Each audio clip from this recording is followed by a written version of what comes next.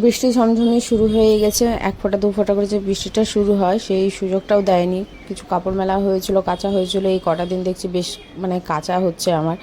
তো সেগুলো মেলেছি, মানে ধরো যে হাওয়াতে যতটুকু হোক একটু হলেও এসছে, মানে শুকিয়ে এসছে, বা তাড়াতাড়ি করে নিয়ে আসলাম। যাই হোক, ঘরের ভেতরে তো বেলকানিতে দরজাতে যেমন তেমন করে মেলে রেখেছি, দুয়ারের সামনে যা আছে সেটাতে মেলে রেখেছি। আর এখানে দেখাচ্ছে দেখো একটা গাছ উঠেছে, সেই গাছটা আমি বলছি চাল কুমড়োর গাছ হবে। লাউ গাছ হবে কি, লাউ গাছের পাতা এত ছোট হয়? বড় বড়, আমি যতটা জানি বড় বড় হয় লাউ গাছের পাতা। যাই হোক, লাউ বা চাল কুমড়ো এই দুটোর মধ্যে একটা গাছ হবেই হবে। তো এটাই দেখাচ্ছিলাম তোমাদেরকে। আর এই তো এখন বৃষ্টির আনন্দটা নিই। আমার বৃষ্টি ভীষণ ভালো লাগে। হ্যাঁ জানি অনেক জায়গায় অনেক ক্ষতি হচ্ছে, অনেক মানুষের অনেক ক্ষতি হচ্ছে, কেউ ব্যবসা করতে পারছে না, কিন্তু কী করব বলো, ভালো লাগছে তাই বলি। যেটা ভালো লাগে সেটা তো বলাটা স্বাভাবিক। আর বৃষ্টি তো আটকানোর জিনিস না, এমনি আমি ঘরে থাকছি, কোনো অসুবিধা নেই। গরম, রোদ ছিল না, সকালবেলা রোদ ছিল, তারপরে কিন্তু আর রোদ। ওইদিকে বৃষ্টি হয়েছে আজকে দুপুরবেলা অনেকক্ষণ হয়েছে না, এখানে হলো ঝমঝম করে ব্যাস 5 মিনিটের মতো, তারপর আর বৃষ্টি হয়নি। মানে হয়েছে যেটা যতটুকু সলিড হয়েছে এটাই না। ওখানে 5 মিনিটের মতন হলো, দিয়ে বন্ধ হয়ে গেল, দিয়ে আবার 5 মিনিট পর আবার না না একবারই হয়েছে এটা। তখন কটা বাজবে? দেড়টা, হ্যাঁ 1:45 বাজবে ওই টাইমটাতে। তো দীপ আঙুলটা দেখাচ্ছে হ্যাঁ আমাকে, যে দেখো অনেকখানি কেটেছে, মানে সেম ভাবেই কেটেছে। ওর যেভাবে চামড়া উঠে কেটেছে আমারটাও সেম ওইভাবে চামড়া উঠে কেটেছে। তো আমি দীপকে বলছি কেউ সাউন্ড কমাও, আমি দীপকে বলছি কেউ জাদুটোনা করছে না তো। তো দীপ বলছে কে আর জাদুটোনা করবে, তুমিই করছো জাদুটোনাটা। তাহলে যে আমি যদি জাদুটোনা করতাম তো আমি আগে ছেড়ে যেতাম তোমাকে, আমি এখানে থাকতামই না। তো দীপ বলছে যে এতটুকু শিওর যে তুমি ছেড়ে যাবে না আমাকে, এটা তো আমার, যাই হোক ও বলছে। তারপর আমার একটু সন্দেহ লাগছে যে ও কোনো টোটকা করছে না তো, জাদু টোটকা করছে না তো। এবার উপরবেলা বলেও তো কিছু আছে না, বিনা কারণে যদি কাউকে কেউ খোঁচা দেয় তো সেটা তো রিটার্ন অবশ্যই পাই। এবার ও হয়তো মনে মনে কিছু একটা টোটকা করেছে বাথরুমে বসে বসে। তো যাই হোক, কেটেছে কীভাবে আমি জানি না। আমি তো আগেও বলেছি যে আমি লাল রং দিয়েছি, রং কোথা থেকে লাগলো, তারপর দেখছি যে রক্ত বেরোচ্ছে। তো এটাই হচ্ছে কথা, দেখলো ওই করেছে। তো আমার কাটাটা আমি তো যে নাই বুঝতে পারিনি, ব্যথাটাও বুঝতে পারিনি, ওটা আলাদা ব্যাপার। কিন্তু ওর যখন কেটেছে তখন ও ব্যথাটা বুঝতে পেরেছে। সেটাই বলছি, তুমি কিছু টোটকা করো নি তো আজকে বাথরুমে বসে? হ্যাঁ তুমি বাথরুমে বসে আজকে কোনো টোটকা করো নি তো?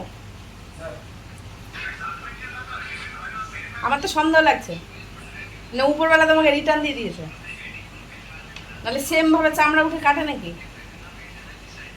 শুধু আঙুলের ডিফারেন্স, আমার সামনের আঙুলটা তোমার পরের মাঝের আঙুলটা, এটাই যা। তুমিই করেছো বসে বসে জাদু টোটকা। হ্যাঁ ওই তো, হ্যাঁ হ্যাঁ। না পটি দিয়ে তো করতে পারবো না, এটা শিওর। নিজের ভূত তুমি নিজেই ধরতে পারবা না। না যেখানে তুমি কুতে কুতে 1 ঘন্টায় বসে করো, তাহলে কতটুকু কতটুকু করে পড়ে এটা তুমিও জানো, তো সেটাও তোমার ধরার বাইরে। একবারে করলে নাই, হ্যাঁ হাত পাতলে তুমি ধরতে পারবা, ওটা আলাদা জিনিস। ওটা কিন্তু একটা মজা হচ্ছিল, আমরা দুজনেই মজা করছিলাম। তোমরা আবার কেউ সত্যি সত্যি ভেবে নিও না, ওটা একটা মজা, যে হ্যাঁ তুমি জাদু টোটকা করছো বা এই করছো। খেতে বসে গেছি, একটু কাঁচা লঙ্কা একটু লেবু নিয়ে নিয়েছি। দেখবে গরম ভাতে কাঁচা লঙ্কা খেতে বেশ ভালোই লাগে, জমে যায়। আর আজকের মাংস রান্নাটা এতটাই সুন্দর হয়েছে, এতটাই সুন্দর হয়েছে যে দীপও বলছে আজকে রান্নাটা খুব সুন্দর হয়েছে। আলু যা ছিল, দীপ তো আলু সবটাই খেয়ে নিয়েছে, যে আলু দাও আলু দাও আলু দাও। শেষের দিকে আর বললাম তাহলে 2-1টা মাংস দিয়ে, বলছে না মাংস দাও না, আমাকে আবার আলু দাও। তো আমি বলছি নাকি আলুটাই আমার বেশি ভালো লাগছে, ঝোলটা এত সুন্দর হয়েছে। তো আমি বললাম যে হয়তো ধনেপাতার জন্য হয়েছে, মাংসটা টেস্ট হয়েছে সেটা তো আছে, কিন্তু ধনেপাতাটা এত সুন্দর, ধনেপাতার যে গন্ধ, উফ, মানে ওই ধনেপাতার গন্ধ দিয়ে মনে হয় মাংসটা আরও বেশি জমে গেছে। আমি ভালো করেছিলে যে তুমি ধনেপাতা নিয়ে এসেছিলে। হলো সমস্ত কিছু, রান্নাঘর একদম পুরো পরিষ্কার। কালকে ঘুম থেকে উঠে রান্নাঘরটা যখন দেখবো তখন একদম মনটা গার্ডেন গার্ডেন হয়ে যাবে আর কি। বাসন কুসন নেই, শুধু খাবারের ব্যবস্থাই করব, চা আর খাবারের ব্যবস্থা, এটাই আর কি। তো ছেলে আমার আজকে বড্ড বিশাল বড় আজকে একটা কাজ করেছে। ছেলেকে তো আমার বলতে হয় যে পটি করো, তবে ও পটি করে। আর 3 দিন হয়ে গেছে, জানিও আজকে 12টা বাজুক বা 2টো বাজুক ও কিন্তু পটি করবেই, নাহলে উসকুস উসকুস করবে। তো কি করো, বাথরুমে নিয়ে যাও ছোটোকে।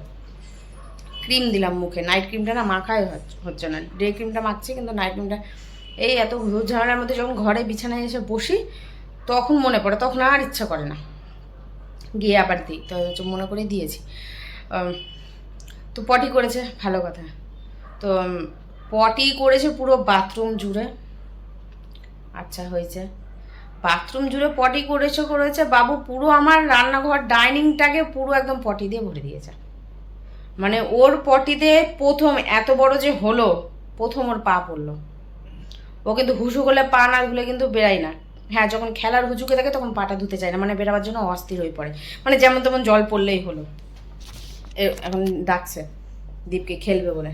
হ্যাঁ, তো ওরে বাপরে, একটু খেলো একটু খেলো, একটু খেলো। এবার ওর লক্ষ্মীর যে ছাপ, ছোট ছোট গোল গোল, পটি পটি পটি পটি পটি, মানে আমার যাক কোনো সময় রাগ উঠে, তো আজকে না রাগ উঠেনি। আমি এটা কী করলো ওর তো ছোট থেকে যে এত বড় হয়েছে, এর এগুলোর প্রতি খুব ঘেন্না।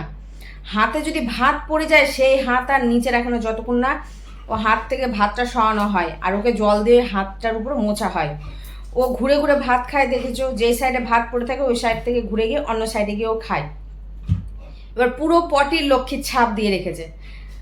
আবার পা মুছলাম ওর পুরো পায়ে,